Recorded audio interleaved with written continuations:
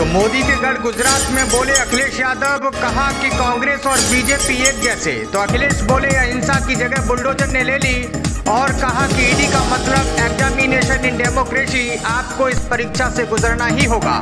तो समाजवादी पार्टी के राष्ट्रीय अध्यक्ष अखिलेश यादव अहमदाबाद पहुंचे। एयरपोर्ट पर मीडिया से बातचीत करते हुए उन्होंने सरकार पर निशाना साधा।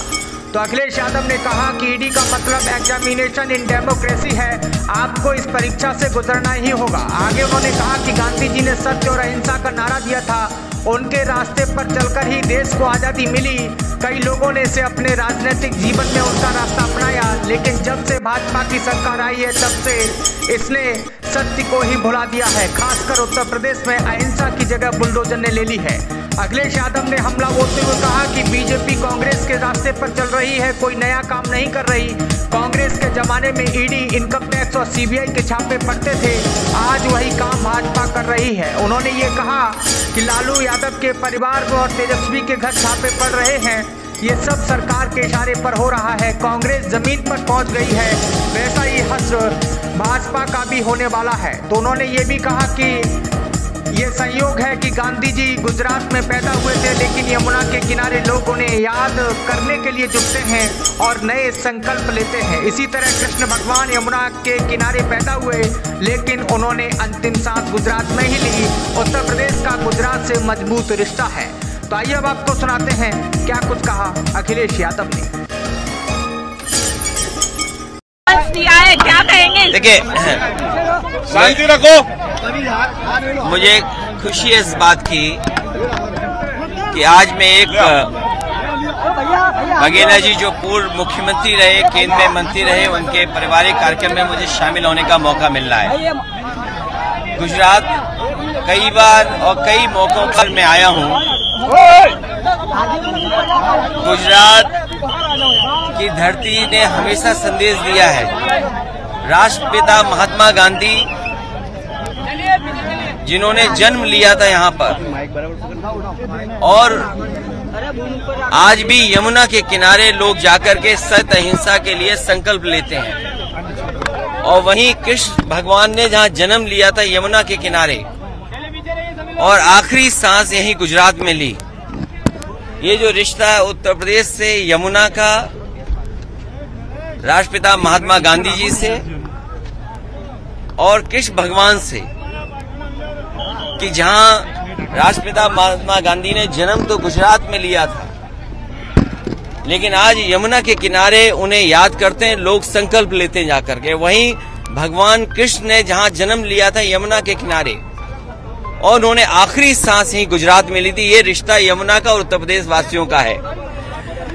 सत्य अहिंसा का नारा राष्ट्रपिता महात्मा गांधी ने दिया, उस रास्ते पे भारत चला और भारत को आजादी मिली। आजादी के साथ साथ राजनीतिक लोगों ने अपने जीवन में उतारा सत्य अहिंसा और सत्याग्रह का रास्ता अपनाया। लेकिन जब से भारतीय जनता पार्टी की सरकार देश में आई और खासकर उत्तर प्रदेश में, भारतीय जनता पार्टी सत्य भूल चुकी है, वो सत्य के रास्ते पर नहीं है और अहिंसा का रास्ता बुलडोजर ने ले लिया। गांधी के देश में अहिंसा का रास्ता ही जिसका बुलडोजर ने ले लिया, और फिर ईडी, सीबीआई, इनकम टैक्स। और गुजरात में अगर ये बात हम पूछें, गुजरात के लोग तो मैं जानता हूं, और खासकर उद्योगपति यहाँ के कई बार मुझे मिले हैं, वो कहते हैं कि अगर इनकम टैक्स का छापा उन पे ना पड़े तो उन्हें बड़ा बुरा लगता है। तो गुजरात के लोग तो इस बात को जानते हैं। वो इनकम टैक्स, ईडी, सीबीआई, मैंने एक बार कहा कि ईडी है एग्जामिनेशन डेमोक्रेसी, आपको इस परीक्षा से गुजरना ही होगा। कम से कम बीजेपी कांग्रेस के रास्ते चल रही है। इस देश में जो परंपरा कांग्रेस ने डाली थी, उसी रास्ते पे भारतीय जनता पार्टी चल रही है। भारतीय जनता पार्टी कोई नया काम नहीं कर रही, ईडी, सीबीआई, इनकम टैक्स से छापे मारना। और जो लोग छापा मारते हैं वही हश्र होगा जो कांग्रेस का हुआ है। अगर आज ये छापा मार रहे हैं तो कल बीजेपी के भी नाम लेने वाले लोग नहीं बचेंगे।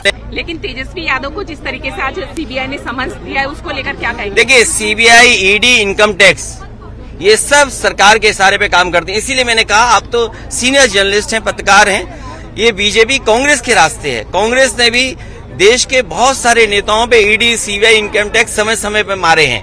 उसी रास्ते पर बीजेपी है, तो बीजेपी कौन सा नया काम कर रही है? अगर कांग्रेस आज जमीन पर पहुंच गई तो कल बीजेपी जमीन पर पहुंचेगी। आतिक अहमद की अहमदाबाद की साबरमती ये काम हमारे नहीं है, ये काम सरकार के हैं। सरकार मिली रहती है, कई बार सरकार मिली रहती है और सरकार ऐसे फैसले लेती है। और नॉमिनेशन जेल से हुआ, वो सरकार बीजेपी की थी। समाजवादी पार्टी जब बाई इलेक्शन लड़ रही थी मुख्यमंत्री, उप मुख्यमंत्री के खिलाफ, तो बीजेपी के बड़े बड़े नेता, उस जिनका नाम आपने लिया, उनसे मिले हुए थे।